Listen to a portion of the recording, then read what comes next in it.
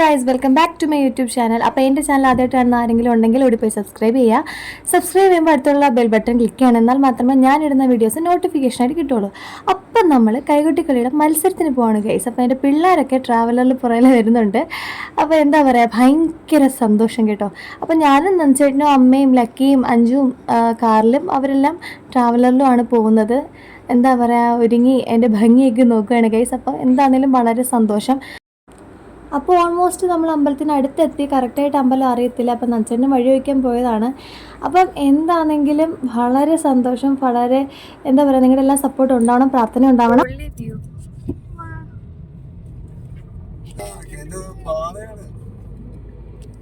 അപ്പം നമ്മള് മത്സരത്തിന് വന്നതാണ് ഗൈസ്. അപ്പം നമ്മൾ എത്തിയിട്ടുണ്ട്. നമുക്ക് അവിടെ ഇറങ്ങാം. ആദ്യമായിട്ടും ഞാൻ ഈ അമ്പലത്തിൽ വരുന്നത്. നിങ്ങളോ? നഞ്ചേട്ടനോ? നഞ്ചേട്ടനോ ആദ്യമായിട്ടാ. അതാ മിണ്ടായിരിക്കണം, അവന് സമ്മതമാണല്ലോ. നമുക്ക് ബാക്കി അമ്പലത്തിൽ പോയിട്ട് ഡെസ്റ്റിനേഷൻ എത്തിയല്ലേ.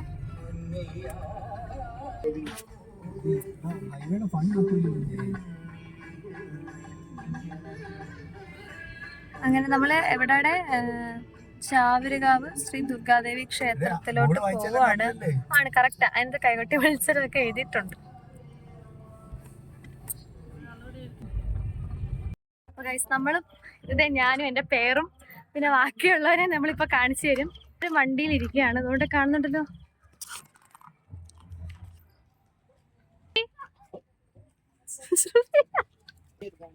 ഹലോ ഗൈസ്, ബാക്കിയുള്ളവരുണ്ട്. എല്ലാരും ഉണ്ടല്ലോ ഇവിടെ. അപ്പൊ പറവില്ലാതെ നമ്മൾ ഇവിടുന്ന് കപ്പ് കൊണ്ടല്ലേ പോത്തുള്ളൂ. എന്തോടെ ഒരു ആവേശം ഇല്ലടേ. കപ്പ് കൊണ്ടേ പോത്തുള്ളൂ ആന്ന്.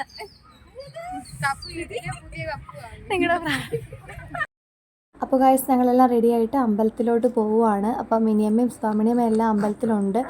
അപ്പം ഞങ്ങൾ ജസ്റ്റ് വെള്ളമൊക്കെ കുടിക്കാന്ന് വെച്ചിട്ട് വണ്ടിയിൽ നിന്ന് അവിടെ നിന്നതാണ്. അങ്ങനെ ഞങ്ങൾ ഇതാണ് അമ്പലം. എനിക്ക് ഭയങ്കര ഇഷ്ടപ്പെട്ട അമ്പലം. കണ്ടപ്പോൾ തന്നെ ഭയങ്കര ഐശ്വര്യം ഒക്കെയുള്ളൊരു അമ്പലമാണ്. അവിടുത്തെ ദേവി ഒരുക്കിയതൊക്കെ കാണണം ഗൈസ്. നമുക്ക് എന്താ പറയുക, നമുക്കൊരു പോസിറ്റീവ് എനർജിയൊക്കെ ഫീൽ ചെയ്യും. അപ്പം നമ്മൾ പോയപ്പോൾ അതിന് മുന്നേ 10ാം ക്ലാസ് +2 അപ്പോൾ അതിനുള്ള അനുമോദനങ്ങളൊക്കെ അവിടെ നടക്കുന്നുണ്ടായിരുന്നു. ഇതാണ് കമ്മിറ്റി ഓഫീസ്. അങ്ങനെ അതിന് ശേഷമാണ് നമ്മുടെ കൈകൊട്ടിക്കളി ആരംഭിക്കുന്നത്. അങ്ങനെ ഞാൻ ലക്കിക്ക് പാലൊക്കെ കൊടുത്ത് അവനെ ഒന്ന് സെറ്റാക്കിയിട്ട് ഞാനും എൻ്റെ പേരും കൂടെ കാറ്റ് കൊള്ളാൻ വന്നിരിക്കുകയാണ് കേസ്. അപ്പോൾ നിങ്ങൾക്ക് കാണിച്ചു തരാം. ഞങ്ങൾ വെളിയിൽ ഭയങ്കര ചൂടാണ്. അപ്പം അവിടെ അപ്പുറത്തൊരു വീടുണ്ടായിരുന്നു. അപ്പോൾ അവിടെ ആൻറ്റി പറഞ്ഞ് കയറി ഇരുന്ന് മോളെ കുഴപ്പമൊന്നും ഇല്ലയെന്ന് പറഞ്ഞ് അങ്ങനെ ജസ്റ്റ് കാറ്റൊക്കെ കൊണ്ട് ഞങ്ങൾ അറുമതിച്ചിരിക്കുകയാണ് കേസ്. അപ്പോൾ അവരെല്ലാം വെളിയിലാണ്. അങ്ങനെ റെസ്റ്റ് എടുത്ത് കുറച്ച് നേരം ഒരു 20 മിനിറ്റൊക്കെ കഴിയുമ്പോഴത്തേക്ക് കൂടുമ്പം ഞാൻ അവന് പാൽ കൊടുത്ത് അവനെ ഒന്ന് സെറ്റാക്കിക്കൊണ്ടിരുന്നു ഗൈസ്.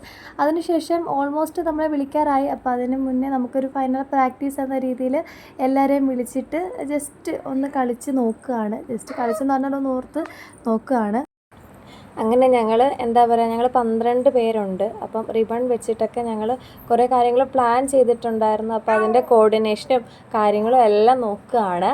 ഓക്കെ, അപ്പം എല്ലാം ഓൾമോസ്റ്റ് സെറ്റാണ്. എന്നാലും വീണ്ടും നമുക്കൊരു കോൺഫിഡൻസ് എന്ന രീതിയിൽ അവരൊരു പെയർ ബേസ് ചെയ്ത് അങ്ങനെയാണ് പോകേണ്ടത് ഇങ്ങനെയാണ് പോകേണ്ടത് എന്ന രീതിയിൽ നമ്മൾ പറഞ്ഞ് ഇപ്പോൾ വേണ്ട ഈ റിബൺ കെട്ടി അതിൻ്റെ ടൈമിങ്ങും കാര്യങ്ങളൊക്കെ ഒന്ന് പറഞ്ഞു കൊടുത്ത് എല്ലാം കറക്റ്റ് സെറ്റാക്കി എന്താ പറയുക, നമ്മൾ പൊളിച്ച് തകർക്കാനായിട്ട് തീരുമാനിച്ച് തന്നെ ഇറങ്ങാൻ പോവുകയാണ് ഗൈസ്. അപ്പോൾ എല്ലാവരുടെയും പ്രാർത്ഥനയൊക്കെ ഉണ്ടാവണമെന്നാണ് കഴിഞ്ഞ വീഡിയോയിൽ പറഞ്ഞിട്ടുണ്ടായിരുന്നു. അപ്പം ഞങ്ങൾക്കറിയാം നിങ്ങളുടെ സപ്പോർട്ട് കാര്യങ്ങളൊക്കെ ഉണ്ടായതുകൊണ്ടാണ് ഞങ്ങൾ ഇന്നിവിടം വരെ വന്നത്.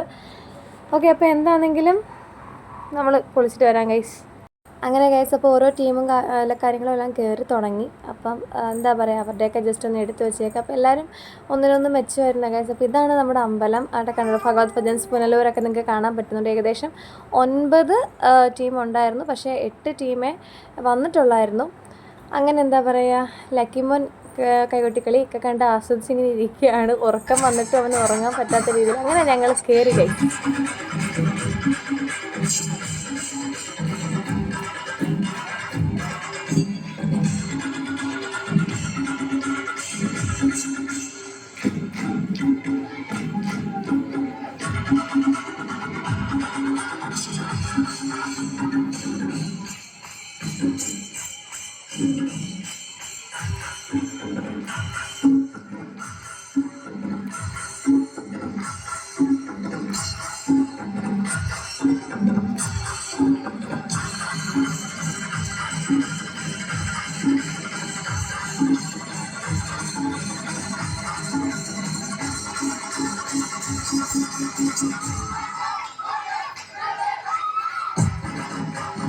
അങ്ങനെ ഞങ്ങൾ കളിച്ചിട്ട് വന്നു ഗൈസ്. അപ്പം പൊട്ടിയ വളയൊക്കെ പെറുക്കി എടുത്തുകൊണ്ട് വരുന്നതാണ് നിങ്ങളീ കാണുന്നത്. അപ്പം അതിനകത്ത് നല്ല റെസ്റ്റ് എടുക്കുന്നതാണ് നിങ്ങളീ കാണുന്നത്. അങ്ങനെ ഞങ്ങൾ എന്താ പറയുക, കുറച്ച് റെസ്റ്റൊക്കെ എടുത്തിട്ട് ഞങ്ങൾ നേരെ അങ്ങോട്ട് പോയി. അനുമതി രവിയുടെ ഭാഗത്തിൽ ദർശനം നൽകുന്ന എന്തിനാ ബ്ലോഗ ആ ട്രോഫി നമുക്ക് കിട്ടുമോ?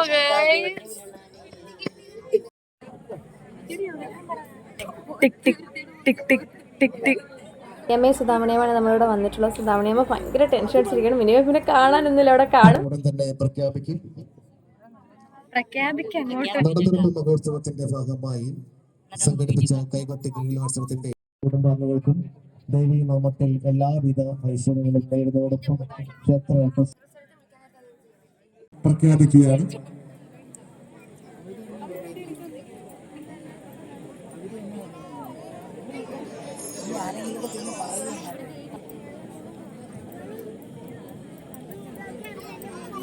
ശരണം ദേവി ശരണം.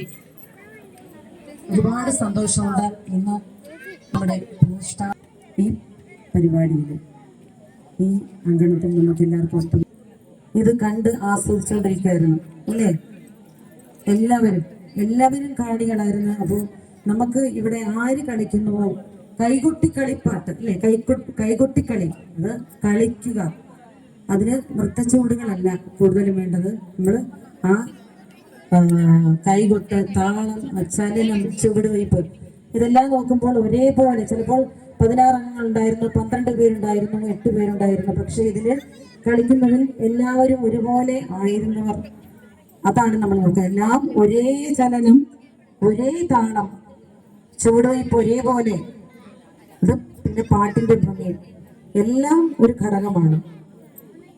ഇതെല്ലാം നോക്കുമ്പോൾ നമുക്ക് അത് തിരഞ്ഞെടുക്കാൻ പ്രയാസമായിരുന്നു. എങ്കിലും വളരെ ബുദ്ധിമുട്ട് തോന്നിയിരുന്നില്ല. കാരണം ഒരു ടീമിൽ കളിക്കുമ്പോൾ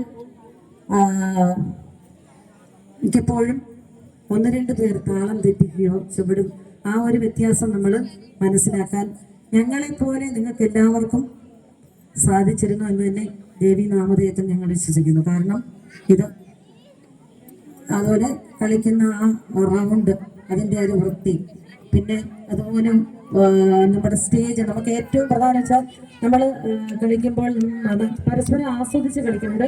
നിയമം ഇത്രേ ഉള്ളൂ എങ്കിലും ഒരു പരിപാടി എന്ന് പറയുമ്പോൾ അതിൻ്റെതായ തന്മയത്വമുണ്ട്. അതായത് നമ്മൾ പരസ്പരം ആസ്വദിച്ച് മുട്ടായിരുന്നു. പക്ഷെ അതിൽ നിന്നും ആറ്റി കുറുക്കിയെടുത്തു എന്ന് തന്നെ പറയാം.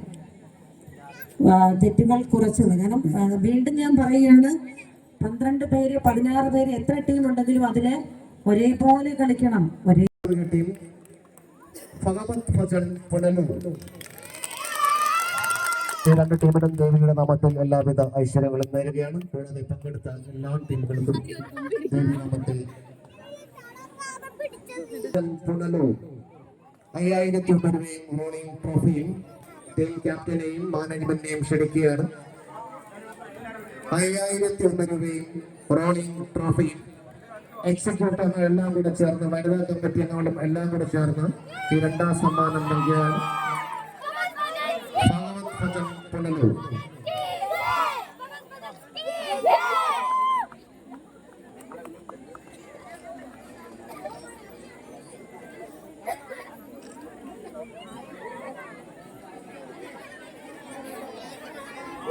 അദ്ദേഹത്തിനും അദ്ദേഹത്തിന്റെ കുടുംബങ്ങൾക്കും ദേവി നാമത്തിൽ എല്ലാവിധ ഐശ്വര്യങ്ങളും നേരുകയാണ്. പ്രോത്സാഹന സമ്മാനത്തിനായി ടീമിന്റെ പേരുകൾ വിളിക്കും. ഓരോ ടീമുകളായി വന്ന് ഈ പ്രോത്സാഹന സമ്മാനം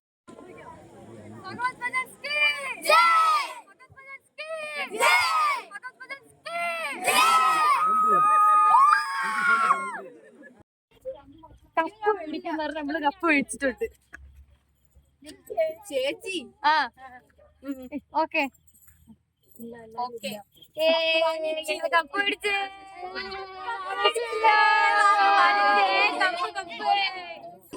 കപ്പ് കിട്ടി. ഫോട്ടോ എടുക്കാൻ വരാന്. ടാറ്റ ടാറ്റ.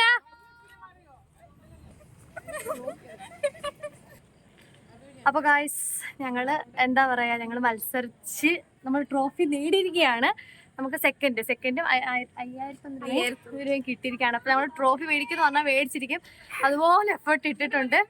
അപ്പോൾ ഞങ്ങളുടെ വീഡിയോ ഇഷ്ടപ്പെട്ടാൽ ലൈക്ക് ചെയ്യുക, ഷെയർ ചെയ്യുക, സബ്സ്ക്രൈബ് ചെയ്യുക. ബൈ.